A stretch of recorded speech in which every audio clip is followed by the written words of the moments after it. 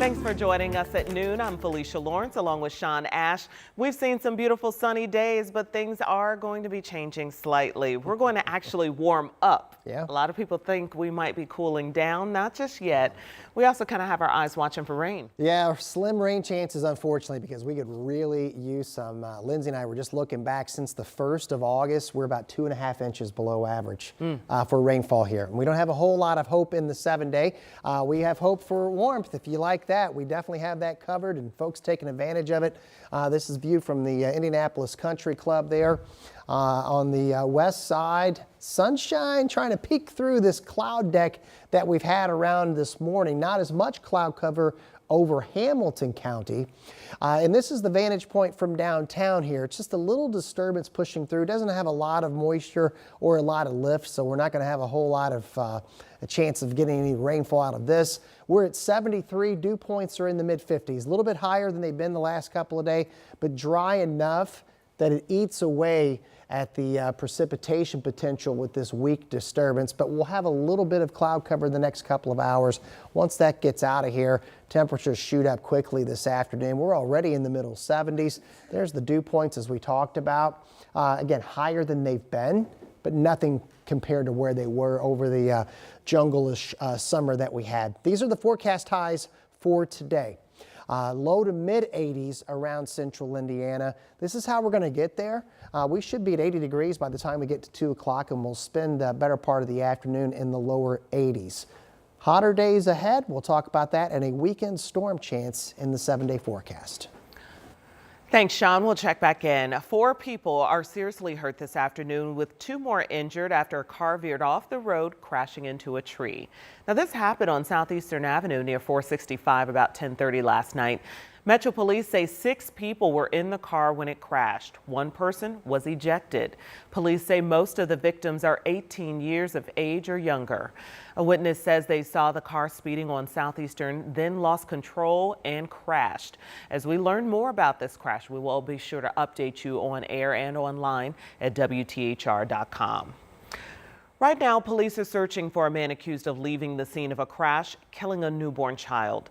Police say O'Shea Watkins was driving a Jeep when he stopped in the middle of I-65 for unknown reasons. That's when a woman who was 8.5 months pregnant hit the stopped vehicle. She was rushed to the hospital for an emergency C-section.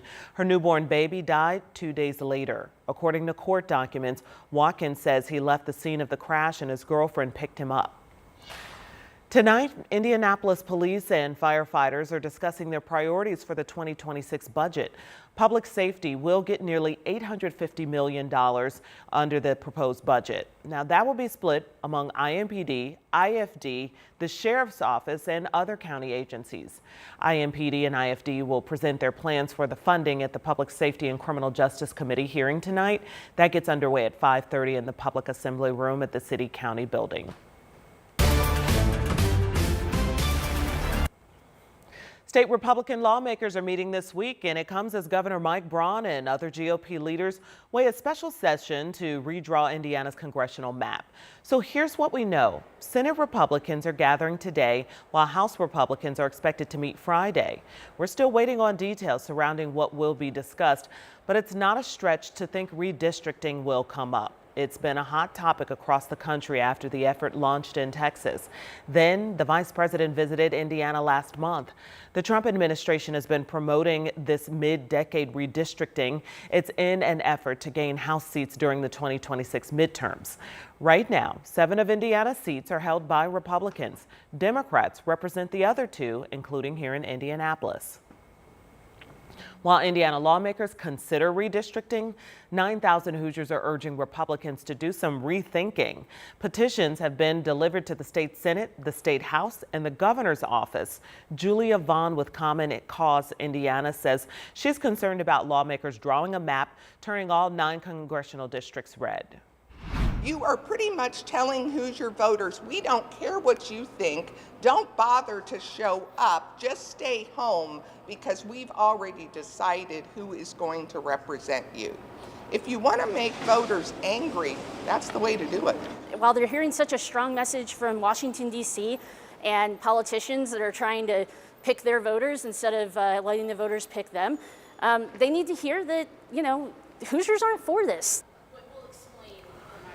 So the group also posted a large letter outside Governor Braun's office saying Hoosiers play fair, protect our maps. And a new development in the debate over AES rate hikes. Now the state is recommending against a rate increase for AES customers. The Indiana Office of Utility Consumer Counselor sent us a statement, and this is what it says. AES Indiana has not demonstrated sufficient evidence for an increase in this rate case, which it filed less than 14 months after receiving commission approval in its last rate case. My team is recommending additional reductions that would reduce the utility's current rates and help lessen the burden on ratepayers. The OUCC says a $21.2 million reduction to current base rates is what's needed. AES proposed plan could cost Hoosiers $20 a month more. Two Republican city-county councilors are also speaking out against it. Logan Gay has more. It's a battle over utility bills, and now city-county councilors Michael Paul Hart and Josh Bain are joining the fight.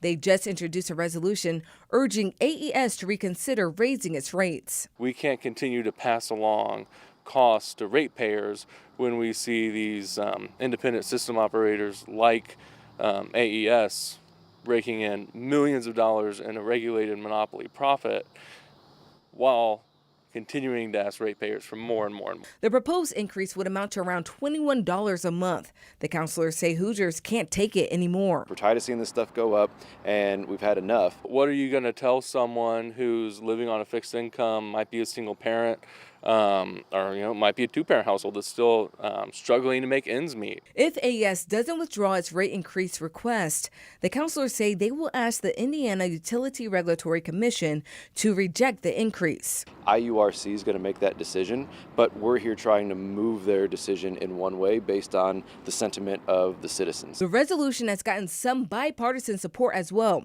Democratic Socialist Jesse Brown sent us a statement saying AES should not even continue to hold a monopoly on electricity in Indianapolis. The statement continues, what they can do is lower the guaranteed rate of profit that AES investors earn.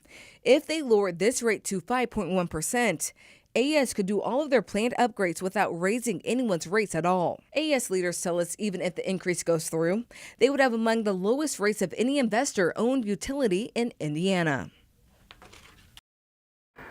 Now, a statement from AES Indiana says this: the regulatory rate review process with the IURC ensures transparency around the investments we're making to build a more resilient energy future and demonstrates our commitment to delivering long-term value to our more than 530,000 customers. The full council is set to vote on the resolution at their September 22nd meeting. The deadline for the IURC order is in March of 2026. Well, next year, IndyGo bus riders will have to pay more to take their trips. In the months leading up to the fare increases, many people will have many opportunities to learn about the changes and ask questions. Starting this Thursday and Saturday, IndyGo is hosting informational sessions at the Transit Center in downtown Indy. But there are also virtual options coming up. So there are events each month through February. The increased fares go into effect January 1st. Now to the nationwide debate on vaccine policies. The new leadership at the CDC is making it hard to know where to get information and who to trust. Mark McAlevey, Indiana Public Health Association CEO, says the CDC's changing vaccine policies and changing leadership means Hoosiers need to listen to their own doctors. IPHA says it supports professionals in the various layers of public health in the Hoosier state. He says politics have changed the way people trust medical experts. In order to have herd immunity, we have to have around 95%. So we're already, with the questioning of science and the questioning of expertise, people are vaccinating less. We're seeing measles. We're one of the few states that have had more than 3 cases of measles already. The Indiana Public Health Association plans to meet with state leaders to provide accurate science when making decisions for Hoosiers.